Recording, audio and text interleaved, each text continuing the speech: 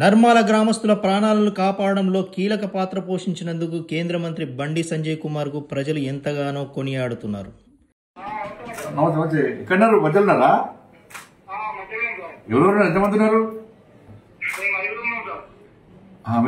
పొద్దున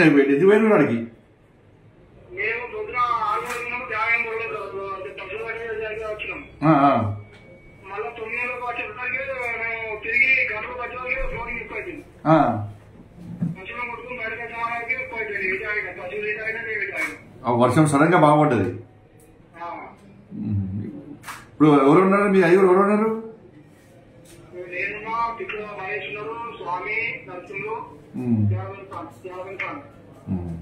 ఇప్పుడు మీ దగ్గర కొంచెం వాటర్ ఎక్కువ లేవు, మీ దగ్గర ఉన్న ప్లేస్ లేవు కదా ఎక్కువ?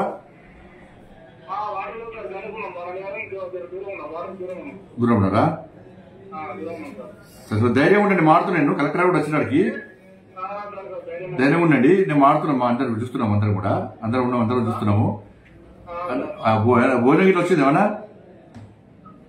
భోజనం గిట్లా వచ్చిందా? భోజనం గిట్లా పంపిస్తారు. కలెక్టర్ చూస్తున్నారు, ఆయన కూడా వస్తున్నారు ఆడికి. కలెక్టర్ వస్తున్నారు, నోట్ వస్తారు, అక్కడ ఉంటాను చెప్పన్నారు. మీరు టెన్షన్ పడకండి, టెన్షన్ పడద్దు. టెన్షన్ నేను మారుతాను, నేను కూడా మారుతాను. ఇంకేంటి? సరే సరే సరే. భారీ వర్షాలు, వరదల కారణంగా నర్మాల గ్రామంలో చిక్కుకుపోయిన 5 గ్రామస్తులను సురక్షితంగా కాపాడడంలో ఆయన చూపిన చొరవ అభినందనీయమంటున్నారు. వరదల్లో ప్రజలు చిక్కుకున్నారని తెలిసిన వెంటనే బండి సంజయ్ కుమార్ యుద్ధ ప్రాతిపదికన రక్షణ శాఖ మంత్రితో మాట్లాడారు.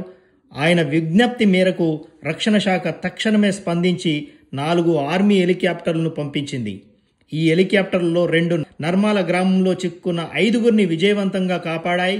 మిగిలిన 2 హెలికాప్టర్లను సిరిసిల్ల జిల్లా కేంద్రానికి పంపి అక్కడ ముంపు బాధితులకు సాయం అందించేందుకు సిద్ధంగా ఉంచారు. ముంపునకు గురైన ప్రజలను ఆదుకునేందుకు కేంద్ర మంత్రి బండి సంజయ్ కుమార్ ఎన్డీఆర్ఎఫ్ సిబ్బందిని కూడా అప్రమత్తం చేశారు. అంతేకాకుండా ఆయన నిరంతరం జిల్లా కలెక్టర్, ఎస్పీలతో మాట్లాడుతూ పరిస్థితిని పర్యవేక్షించాడు.